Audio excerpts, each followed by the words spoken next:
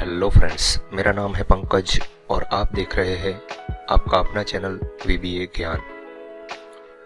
Friends, आज से हम एक नई वीडियो सीरीज शुरू कर रहे हैं जिसमें हम आपको एक्सेल और एक्सेल विजुअल बेसिक के टॉपिक के बारे में बताएंगे।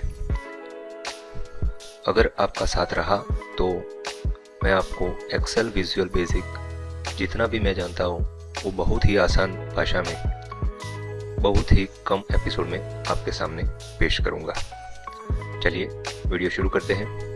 आज का टॉपिक है what is difference between Excel and Excel Visual Basic. हम बात करेंगे डायरेक्ट प्रैक्टिकल के थ्रू। तो चलिए प्रोजेक्ट ओपन कर लेते हैं। यहाँ पर मैंने प्रोडक्शन का रैंडमली डेटा बनाया हुआ है।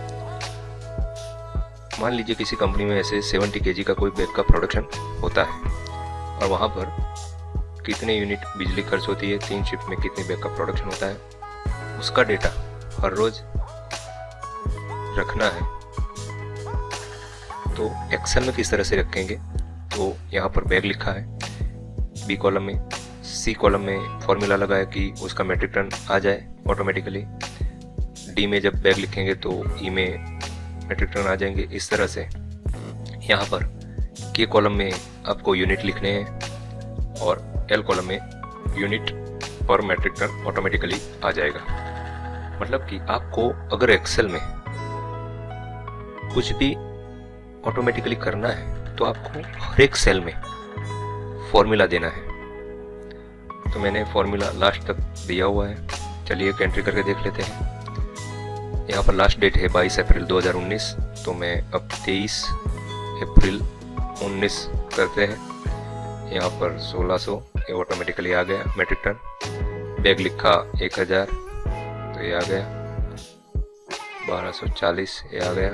यहाँ पर यूनिट लिखते हैं 1620, 1270, 1760 ऑटोमेटिकली आ जाएगा। अब यहाँ पर फॉर्मूला डिलीट ना हो जाए इसके लिए हमको जहाँ जहाँ फॉर्मूला लगा है उस सब कॉलम को हमको लॉक करना पड़ेगा और शीट को प्रोटेक्ट करना पड़ेगा। अब मान लीजिए मेरा डेटा, मैं जो रिकॉर्ड रखता हूँ रजिस्टर, उसमें कुछ इस तरह का फॉर्मेट है और मुझे इस तरह के फॉर्मेट में ही डेटा लिखना है और मैं चाहता हूँ कि यहाँ जो भी डेटा लिखूँ वो यहाँ पर आ जाए। तो वो एक्सेल में पॉसिबल नहीं है। उसके लिए आपको एक्सेल विजुअल बेसिक, जो कि एक कोडिंग लैंग्वेज है और वो एक्सेल का ही एक पार्ट है, उसका यूज़ करना पड़ेगा। जब यहाँ पर लिखेंगे और जैसे ही ये बटन बना है सेव डेटा का, क्लिक करेंगे तो ये सारा डेटा उस शीट में चला जाएगा और ये तारीख है वो अपने आप एक ऐड होके बदल जाएगी। तो ये फ़र्क है एक्सेल और एक्सेल विजुअल बेसिक।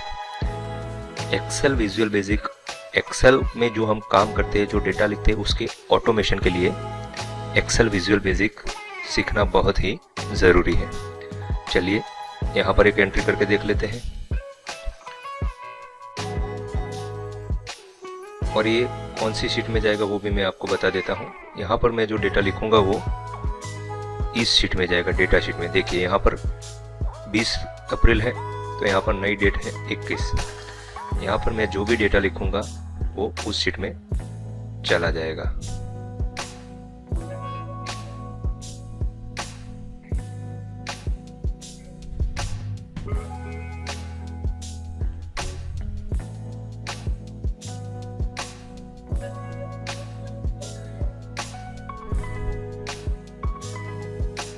ये मैंने डेटा लिख दिया और जैसे ही मैं ये बटन पे क्लिक करूंगा, देखिए डेटा सक्सेसफुली सेव्ड, ओके किया। यहाँ पर मैं दिखा देता हूँ। देखिए यहाँ पर जो हमने डेटा डाला वो यहाँ पर आ गया है। यहाँ पर डेट बदल गई है। अब मान लीजिए मुझे किसी दिन का डेटा अगर सर्च करना है, हमने इस तरह का डेटा लिखा है और हमको सर्च करना है, तो हम फिल्टर करके डेटा सर्च कर सकते हैं। हम इस तरह के फॉर्मेट बना के सर्च नहीं कर सकते हैं। यहाँ पर मैंने एक और फॉर्मेट लगाया है जहाँ पर मैं डेट डालूंगा तो ऑटोमेटिकली उस डेट का डेटा यहाँ पर आ जाएगा। चलिए डेट डाल के देख लेते हैं। 16/3/18 देख लीजिए, 16 मार्च 2018 कितना है 1050, 800 और 2000। यहाँ पर देखते हैं 16 मार्च 2018,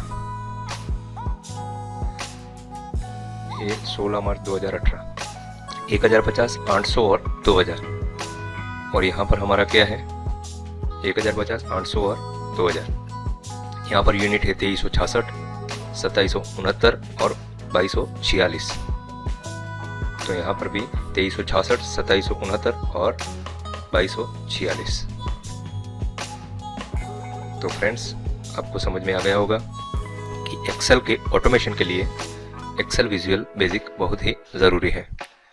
अगर आपको नहीं आता है तो प्लीज़ मेरे चैनल को सब्सक्राइब कर दीजिए। अगर आप चाहते हैं विजुअल बेसिक सीखना तो प्लीज़ मेरे चैनल को सब्सक्राइब कीजिए और मुझे सपोर्ट कीजिए।